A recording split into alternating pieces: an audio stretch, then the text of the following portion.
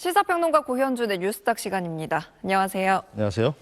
먼저 요즘 물가 다 오른다지만 먹거리 물가 비싼 건 특히 느껴지잖아요. 대학생들의 학식 가격도 많이 올랐다고요? 네, 이 고물가 파장이 대학가 구내식당으로까지 번지면서 이른바 학식 인플레이션 현상이 나타나고 있습니다.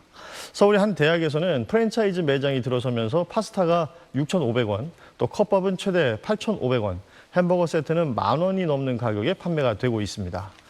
5, 6천 원대 상대적으로 저렴한 식당이 긴 줄이 이어지며 가격 차이에 따른 수요 양극화도 뚜렷해지고 있는데요. 이런 변화는 물가 상승에 더해서 점점 구내 식당이 프리미엄 뷔페나 브랜드 매장으로 바뀐 영향으로 보입니다. 실제로 일부 대학은 6천 원 식사를 뷔페식으로 바꾸면서 가격이 12,000원까지 올랐고요. 다른 대학들도 5년 사이 메뉴 가격이 2배 가까이 뛰면서 10,000원 학식도 낯설지 않은 풍경이 됐습니다. 사정이 이렇다 보니 학생들은 식비를 아끼기 위해서 편의점으로 발길을 돌리고 있다는데요. 정부가 지원하는 1,000원 학식이 대안으로 꼽히지만 대부분 아침 식사에만 적용이 돼서 점심과 저녁은 사각지대라는 지적도 나옵니다. 서울 종로구 성균관대 근처 주택가입니다. 이 동네에선 전용 면적 33제곱미터 이하 방 한 칸짜리 원룸이 보증금 1,000만 원에 월세가 평균 73만 원이 넘습니다. 1년 새 18% 넘게 오른 겁니다. 빚 어느 정도 들어오고 깔끔한 정도. 더 자취하려면 보통 그 정도는 해야지 적당한 컨디션을 살 수 있어가지고.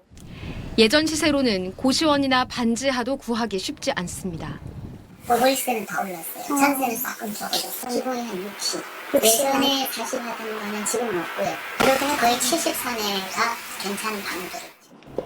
여기에다 전국 4년제 대학 3곳 중 2곳은 올해 등록금을 올렸습니다.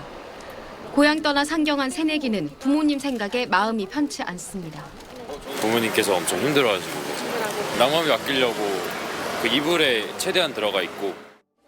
줄일 수 있는 건 식비인데 식당들도 더는 가격 인상을 늦추기가 어렵습니다.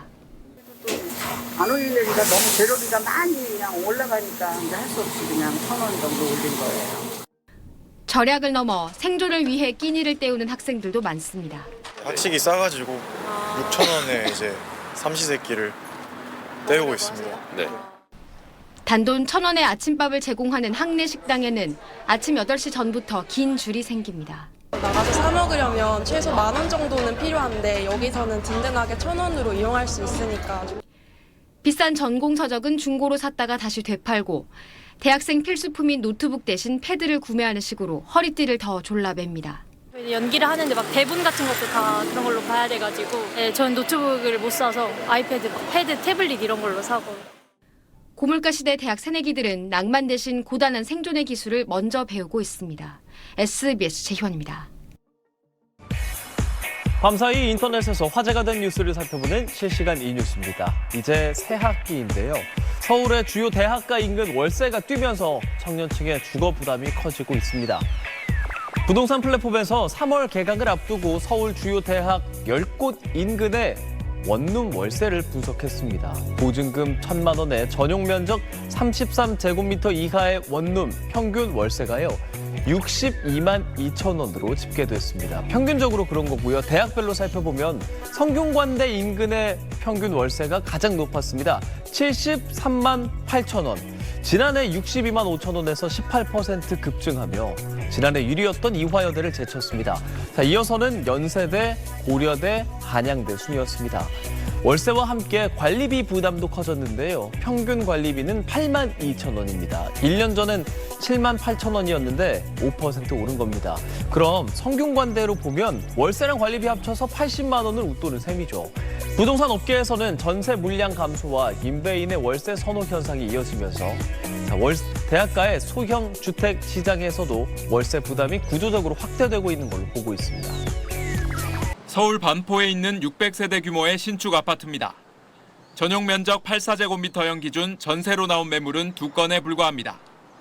가격도 지난해보다 3억 원에서 5억 원가량 올랐습니다.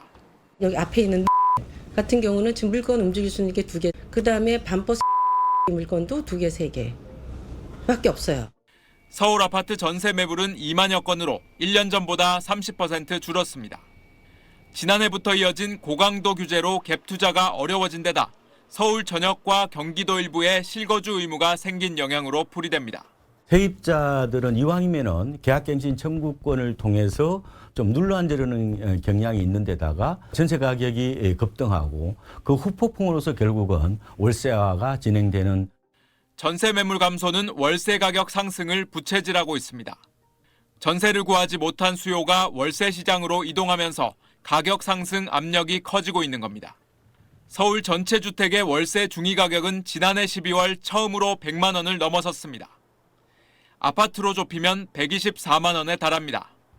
빌라나 오피스텔의 경우엔 전세 사기 우려로 월세를 선호하는 경향이 더 뚜렷한데 서울 오피스텔 월세 가격은 지난해 4분기 0.76% 올라 관련 통계 집계 이후 가장 높은 상승률을 기록했습니다.